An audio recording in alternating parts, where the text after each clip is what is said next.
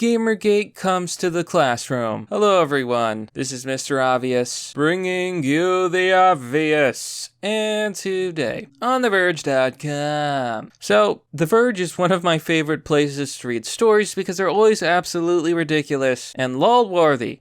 Here we have in gaming, Gamergate comes to the classroom. Students used to be blank slates. Now they arrive with agendas. Oh, really? See, they're complaining despite the fact that nowadays, college is an indoctrination center to brainwash people with leftism and cultural Marxism. Oh, but they don't talk about that. And first of all, this whole blank slate theory has been debunked. Human beings aren't blank slates, even at birth. Did you know that a baby will often choose toys that look like them? They prefer what is similar to them and are afraid of what is unlike them. It is ingrained, it is in our blood, it is in our DNA. And it's a very important survival mechanism. Imagine if you saw a lion and you were a young little human and you're like, wow, even though that lion looks completely different to what I look like, I'm not afraid. So you walk up to the lion and you get eaten. There's a reason that we have these defense mechanisms and they all serve a purpose. But how is Gamergate coming to the classroom? As you can see here, you can see infected people, according to The Verge. Infected with Gamergate. But before we look at this story, monetization on my channel has been completely disabled. I no longer have ads, so the best way to support me is to join me on Patreon or Subscribestar. You can join for as low as $1. Sharing the content on social media also helps. Now, this article is by Megan Farrakhamanish. I'm not even going to try to announce that. And here we go. For those of you that don't know, Gamergate was about ethics in games journalism. It turns out that an indie dev who made a horrible game was getting good reviews because she slept with several games journalists. When this was exposed, she ran away with the narrative that, oh no, I'm being oppressed by trolls online. These Gamergaters are toxic. I didn't sleep with games journalists to make reviews, to get good reviews. When people were upset about these fake reviews that they got through illicit activity, they spoke up. But you know what happened? On the same day, all of these gaming outlets, all of these gaming journalist websites said gamers are dead, toxic, blah, blah, blah, blah, gamers are bad, blah, blah, blah. And what do you think the media reported? I watched as the story unfolded on the chans. I saw the whole thing. I knew what the truth was. There was corrupt gaming journalists. There was a corrupt woman who was lying out of her ass. But guess what the media reported? Women are being harassed by Gamergate. Gamers are toxic and bad. The media lied about the story. The internet lied about the story. Everyone lied about the story except the little guys, except the gamers. Gamergate was real, and it was one of the first big red pills to the public. All of a sudden, people realized the media is completely fake, and journalists are full of shit. It was a phone that tipped off Bo Ruberg. Ruberg, a UC Irvine assistant professor in the Department of Informatics, was teaching games and society. We live in a society. It was November 2017, and the course was a required class taught to 260 students, the majority of which are typically male freshmen. Ruberg kept a strict no-screens policy in their classes, an easy enough ask to keep students from texting or scrolling through Instagram when they should be paying attention. These goddamn millennials and their fancy phones. Recording their lecture on gender, without even the effort of hiding it? I thought this was games and society. The class felt strangely fuller. Ruberg paused, reminded students of the policy, and assumed they would put them away. They kept their cameras trained on Ruberg. On a hunch, Ruberg asked their TAs for a head count. The final number? 11 extra bodies. The intruders had made that part easy at least. They took the day's pop quiz under fake names along with everybody else. Ruberg's experience was unnerving for many reasons, but above all, one thing was clear. This was a coordinated effort. It looks like they were trying to expose your stupid ass lecture on gender. This is a class called Gamers and Society.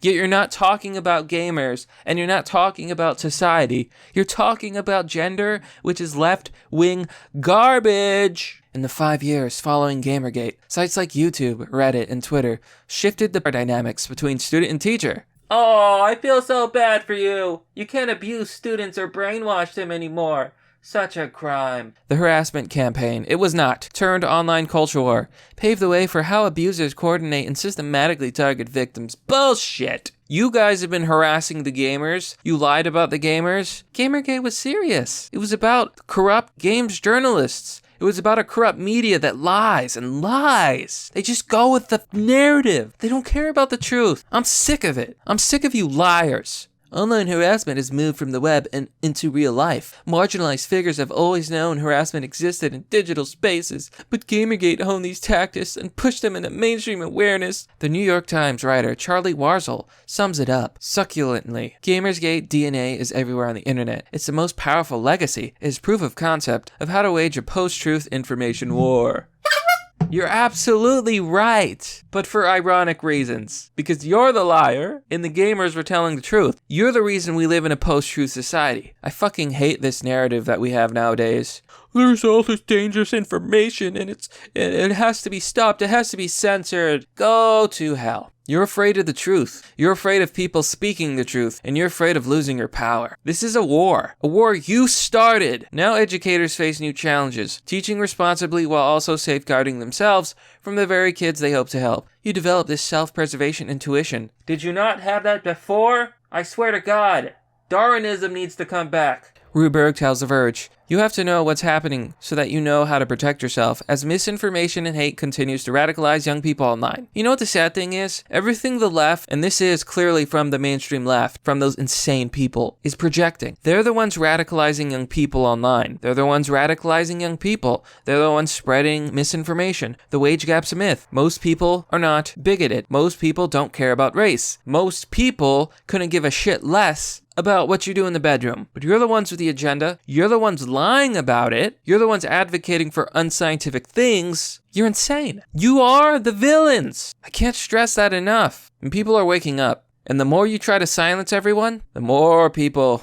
that are going to be aware and looking at you. And one day, you will no longer be the majority. Teachers are also grappling with helping their students unlearn incorrect, dangerous information.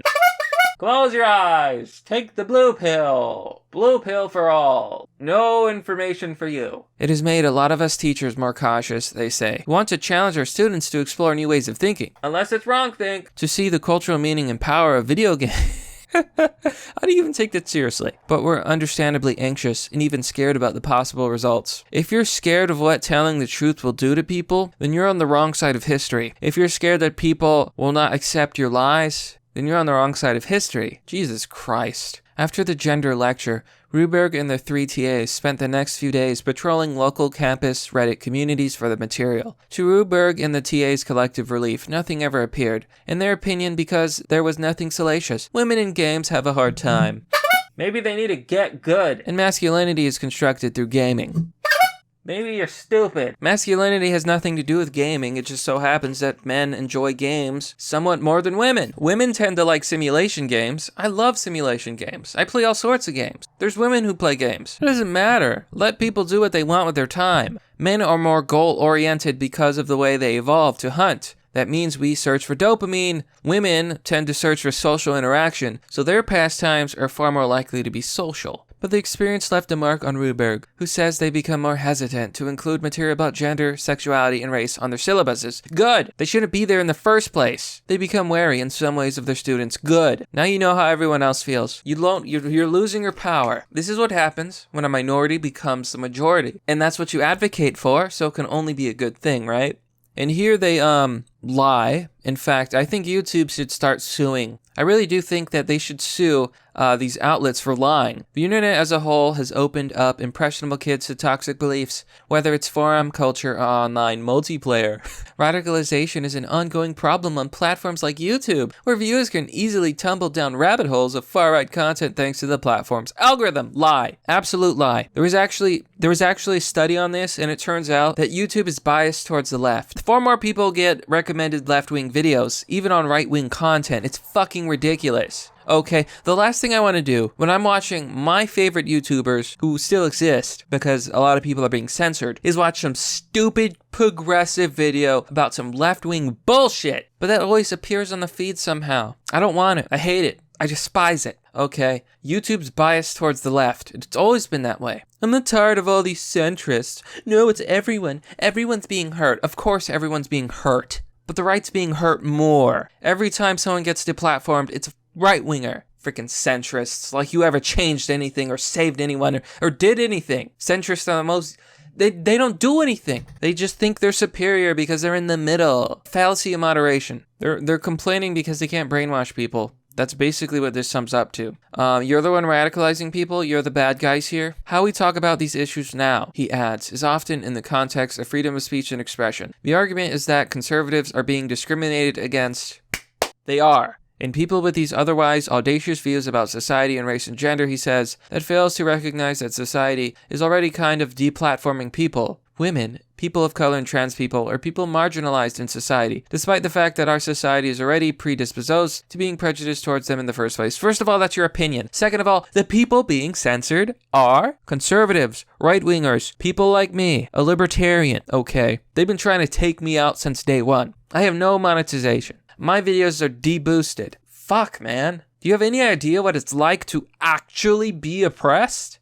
No, you don't. You live in your ivory tower where you can say whatever stupid bullshit you want and you don't get punished. And you're afraid when people try to get evidence of your insanity and delusion. You make me sick. So they whine about Jordan Peterson.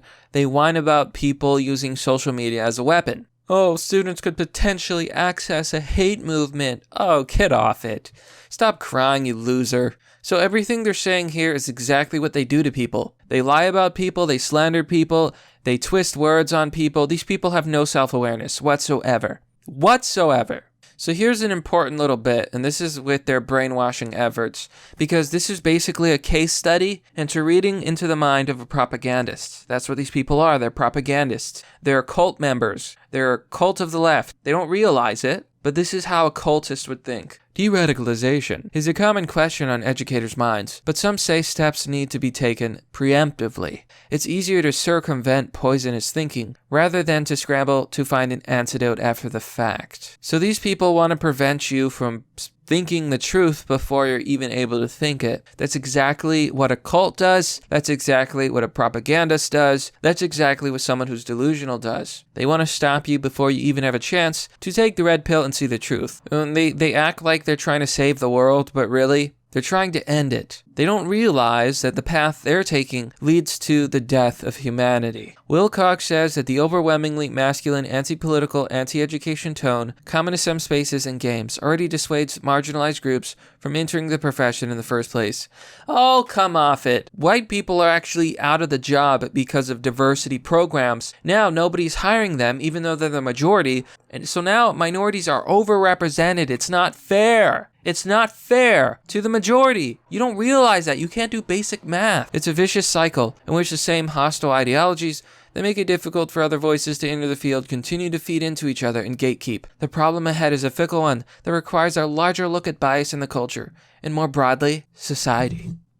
That culture is kind of already there, regardless of whether someone uses the talking points in my classroom, Wilcox says. So this is a garbage article written by garbage people. So the comment section are celebrating the moderation, so I don't assume we're actually going to get any good opinions here. Smakis says, so in other words, opinions that are contrary to yours, no worries. I'm sure the mods are on it. So left-wing ideology can exist without heavy moderation. They celebrate it because that's the only thing that can protect their stupid ideas. Because otherwise the truth would win. And the truth is often right-wing. Leftism is born of weakness. It's born of people who cannot take care of themselves. It's, how do I put this? The strong don't call out for equality. The weak do. The strong don't call out for handouts. The weak do. Left-wing ideology advocates for equity and handouts. They're so fucking brainwashed. TL West replies, I don't want to listen to any opinion except my own, quoted. Not quite true. For almost everyone, there is a spectrum of acceptable attitudes.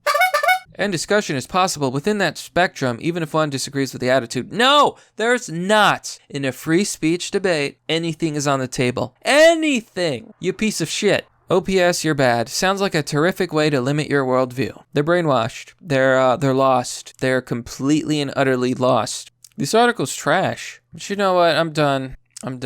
It's a joke. It's all a big joke. That's what it is at the end of the day. Gamergate has come to the classroom, my friends, and gamers have rose up. But that's merely the obvious. Well, that's all for now, folks. What do you think about this story? Did you laugh as much as I did? Did you rage like I did? Be sure to let me know. Now, just a reminder, but you can join me on Patreon or Subscribestar for as low as $1. Doing so will give you access to Fight Club, a private Discord server. Through different tiers, you can choose whatever you wish. There's also Bitcoin and PayPal, as well as an affiliate link. All links are in the description. Sharing videos you enjoy on social media also helps. As always, thanks for watching. This has been Mr. Obvious, and I'll see you all next time.